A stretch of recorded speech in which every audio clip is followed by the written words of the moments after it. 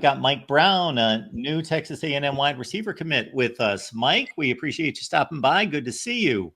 Hello, everyone. I see you as well.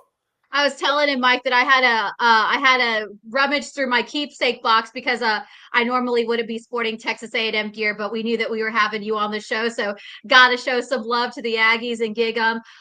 We've been talking a lot about you, so your ears have probably been ringing. I'm glad to have you on the show. We know that you're getting ready to go to practice and whatnot. So, Mark, you want to kick things off and get things rolling since this is your show and I'm just here for the ride. Absolutely, we can do that, Mike. It's great to have you, and thanks so much for showing up. It's got to be exciting to commit to one of the best football brands in the SEC. And, obviously, Mike Elko is known for defense. So people think Mike Elko, they think defense and think about a strong Aggie defense year after year. Obviously, you playing wide receiver, making connections with Colin Klein, the offensive coordinator, and also your wide receiver coach there, Holman Wiggins. Just talk about your relationship with the offensive side of the coaching staff and how that's been. My relationship with the offensive side is pretty good. I feel like I really connected with Coach Wiggins. Probably the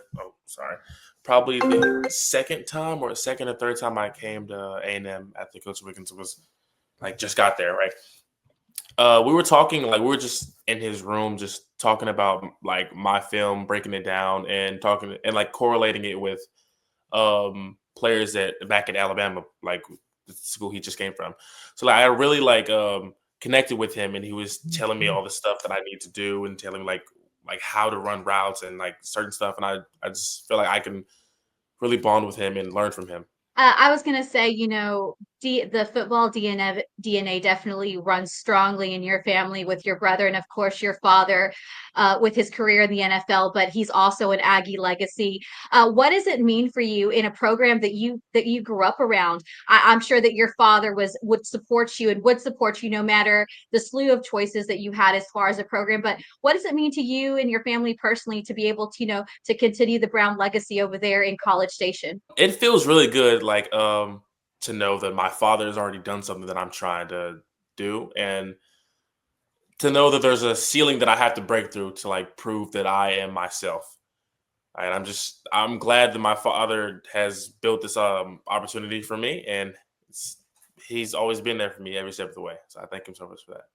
So not just with Texas A&M, Mike, but obviously with getting so many offers and going to so many camps, talking to so many coaches, what is basically their scouting report on you, and what are they saying about what you bring to the table? I would say most of the schools, I always say that I'm a smooth route runner, and I have good hands, and I know how to break down the game. I know how to break down their coverage, and I know how to just get open.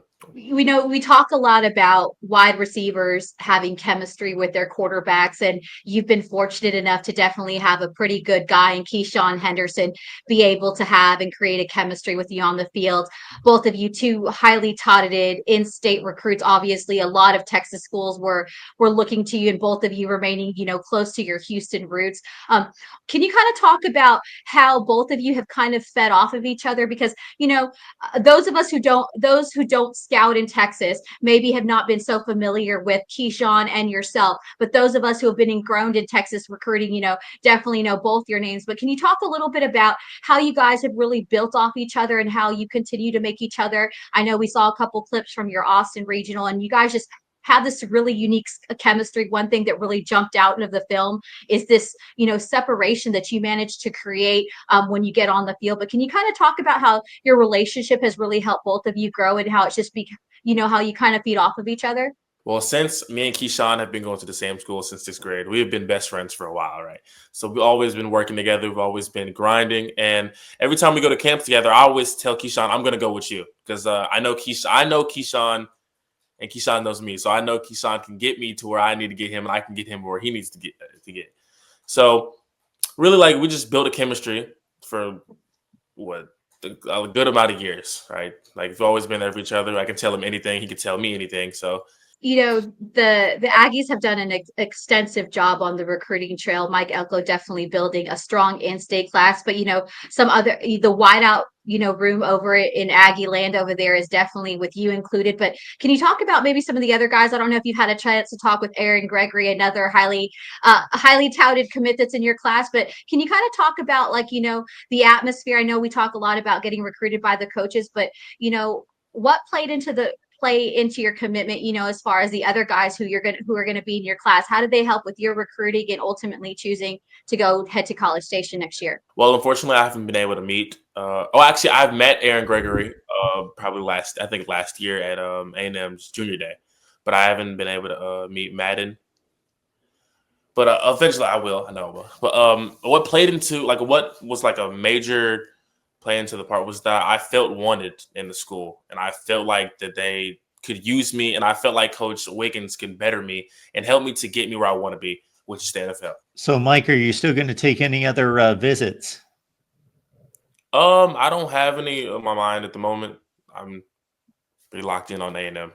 Will you be playing? I probably have asked you this off the air, but for those who want to tune in and catch you this off season, we know we're hoping to get down to Legacy and of course see you guys and the rest of your team practice for spring ball. But as far as 7-on-7 or anything, do you have anything upcoming, or where can Aggie fans catch you, or just anybody who's really interested in learning and seeing what kind of talent you bring to the table? You have anything coming up as far as not visits, but where you're going to be playing and practicing, where maybe people can catch you? No, ma'am. I usually I have a train. I have three trainers actually. Excuse me. I just I don't really do 7-on-7 because I feel like there's a good chance I could go out there and get injured. So I don't want to take that risk. And also, I usually just train at Shadow Creek High School or York Middle School that for track of for running, and I don't really do much but just train and work out. Well, that's awesome. And I love that real answer about, a lot of, I know, especially for a wide receiver, especially being highly touted, there's always that pressure to play 7-on-7. So definitely love that real answer and your approach to it. I don't know, Mark, if you have anything. I know you're getting ready to head to practice because you're always on the move and always working. But if Mark doesn't have anything else, thank you so much for being on the show. Glad to finally have you on and be able to talk to you about your commitment to the Aggies. Thank you. Thank you, Mike.